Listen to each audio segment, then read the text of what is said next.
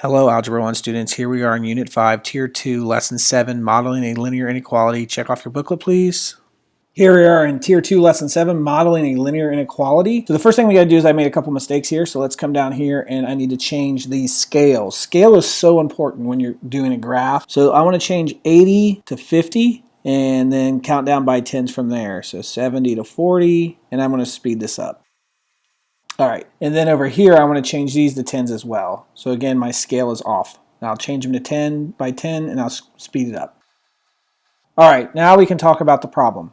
Okay, Dr. Miller is remodeling the staff restroom at Westland High School. He has a budget of $420 for this remodel and cannot go over it. There's 24 square feet of walls that need improvement and 12 square feet of floor and ceiling that need improvement. Write an inequality graph and give two possible cost amounts for wall improvement in the floor and ceiling improvement. So let's come down and write the equation first. Well, we know that Dr. Miller has a $420 budget, right? And we know that he cannot go over that. So that means whatever we spend, so this is the spend side, right?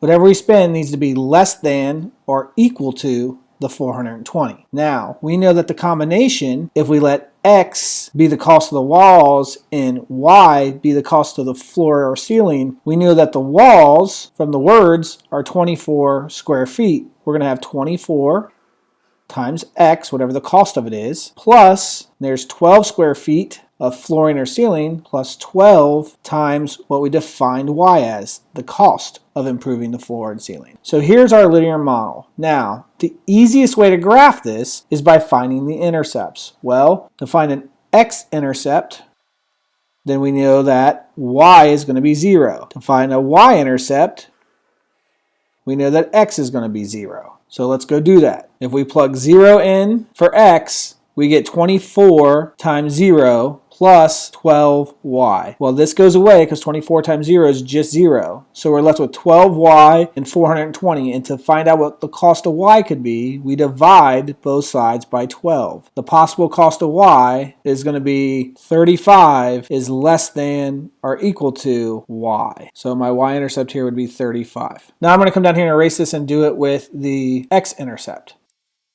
Now we're back in the same equation, and we want to do the x-intercept. Well, when we have the x-intercept, we plug 0 in for y. So we have 420 is greater than or equal to 24x plus 0, because 0 times 12 is just 0, so that goes away. Now I just divide both sides by 24, and I get 17.5 is greater than or equal to x. So my x-intercept is 17.5. So now if I want to graph these, I just come down here and graph my intercepts. I have 0, and that's supposed to be 35.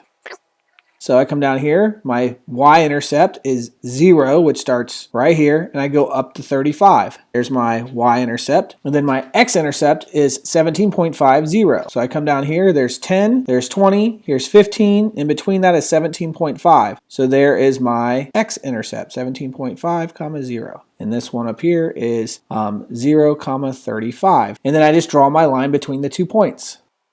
And I know, because of my symbol, it's saying that this equation needs to be less than the 420. So I'm going to shade to where any of my solutions will come from here. So the first thing I see is if I spend $5 on the walls, I can go all the way up to here and spend $30 on the ceiling or floor per unit. And then also I see that if I spend $10 per unit on the walls, I can only spend a maximum of around $20 per unit of the floor and ceiling. These are a little more difficult. Just grind through it. You'll be fine. Good luck on your practice set. If you have any issues, I'll help you through them. Great job, guys.